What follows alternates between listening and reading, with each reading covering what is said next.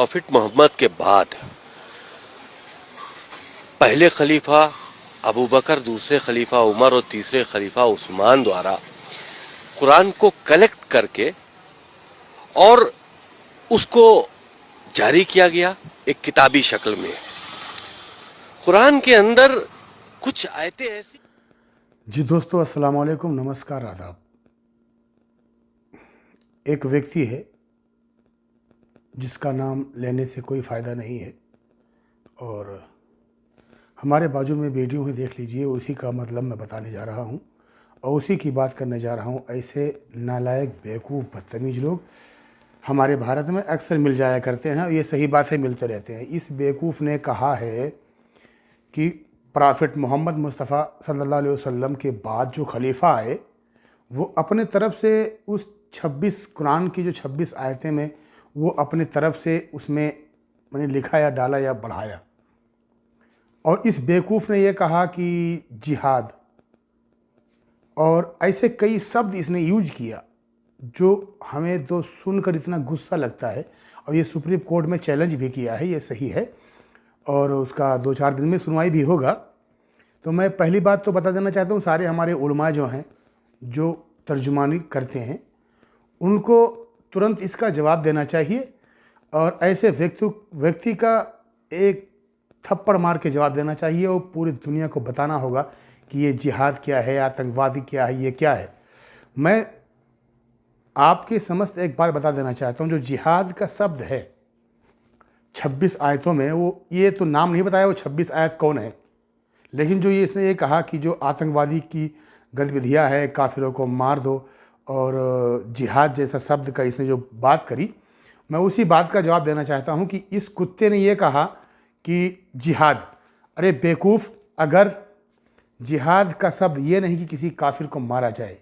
जिहाद का मतलब ये है बेवकूफ़ कि अगर तेरी बहन रोड पे तू लेके कहीं जा रहा है, अगर उसे कुछ गुंडे छेड़ रहे हैं तो क्या करेगा बे?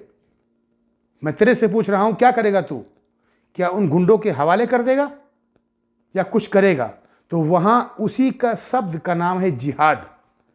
अपनी बहन की इज्जत बचा ले और उनसे जिहाद कर।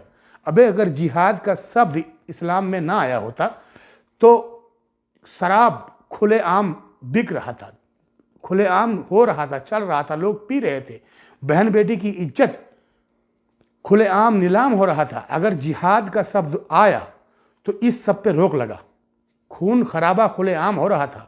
लेकिन जब जिहाद का शब्द आया तो इस पे कंट्रोल लग गया। और जिहाद का मतलब ये नहीं भोसड़ी कि तू किसी को जाके मार दे। जिहाद का मतलब है अपनी इज्जत को बचा ले, अपने आबरू को बचा ले, अपने घर वालों को बचा ले, अपनी बहन बेटी की इज्जत बचा ले। बेवकूफ़, तू अपने आप को जो बता रहा है ना, तुझे जवाब तो मिलेगा, लेकिन मैं छोटा सा व्यक्ति हूँ जो आपको बता रहा हूँ कि जिहाद का मतलब यही है कि अपने इज्जत को बचा लो, अपने बहन बेटी की इज्जत को बचा लो, और इसी का नाम है जिहाद। अबे जो काफिर की तू बात कर रहा है, काफिर को मारो काटो, ये गलत।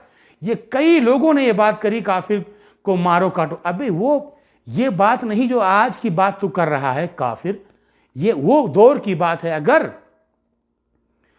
तुम्हें मस्जिद में से जाने के लिए अगर वो रोकें, कत्ल करें, मारना चाहें, तो ये जो गुंडाई थे, जो गुंडागर्दी करते थे, उनके लिए ये हुक्म आया था कि इन गुंडाई यानी इन काफिरों को जहां पाओ जहां मार दो। सबके लिए नहीं बात थी ये। जो मक्का में हो रहा था, खुलेआम मुसलमानों के साथ कर रहे थे, उनकी बात हुई थी कि इन काफिरों को जहां पाओ जहां मार दो, क्योंकि ये मस्जिद को ना मस्जिद में जाने दे रहे थे, ना नमाज पढ़ने दे रहे थे, ना और ये इस्लाम की गतिविधियों को दबाना चाहते थे। इसीलिए यहाँ वहाँ हुक्म दिया गया कि इन्हें जहाँ पाओ जहाँ काट दो। नहीं, सबकी बात इसमें नहीं है, खाली उन मक्का के हुदूद वाली बात है जो मक्का में उम्रा करने से रोक रहे थे, हज करने से रोक रहे थे, मुसलमानों को मार रहे थे, सहाबियों को तंग कर रहे थे, उनके बारे में बात हुई। और वहीं पीछे उसके ये भी लिखा हुआ है कि अगर जो सिलेंडर कर दें उन्हें बाइज्जत रिहा किया जाए और उन्हें रहने का, उठने, खाने पीने का व्यवस्था की जाए।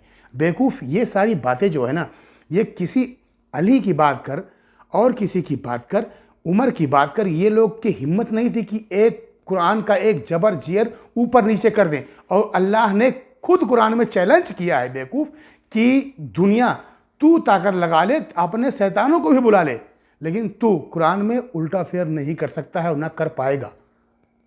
तो बेवकूफ़ तू ये मत भूल, हमारे सारे उलमाए कराम जो हमें सुन रहे हैं, तुझे सुन रहे हैं, वो सब तुम्हारे पिछवाड़ा फुला देंगे और तुम्हारे हर चीज़ का जवाब होगा। लेकिन जाहिर सी बात है कि अब इस चीज़ का फैसला हो जाएगा कि जो लोग अंधभक्ति भी चिल्लाते हैं कि जहाँ पाओ काफिरों को मार दो, जहाँ पाओ ये करो, जिहाद करो। अबे जिहाद का मतलब ये नहीं कि किसी को ज़बरदस्ती बोलो इस्लाम, ये जिहाद का मतलब नहीं है कि इस्लाम कबूल करो या बारो, गलत बात है। जिहाद का मतलब ये है कि अपनी इज्जत को बचा लो, नीलाम होने से बचा लो। तो यही शब्द है कि अगर तुम्हारी बहन बेटी की इज्जत कोई लूट रहा है तो वहाँ का हुक्म है जिहाद कर और इसे इज्जत को बचा ले, अपने आप को बचा ले। अबे ये जिहाद नहीं कि हम आतंकवादी। अच्छा हाँ, और एक वकील साहब भी हैं और ये एक कुत्ता भी है, ये कह रहा है कि उसको पढ़ के, अबे उसे पढ़कर तू पहले समझ ले उसका मतलब क्या है, फिर बोल।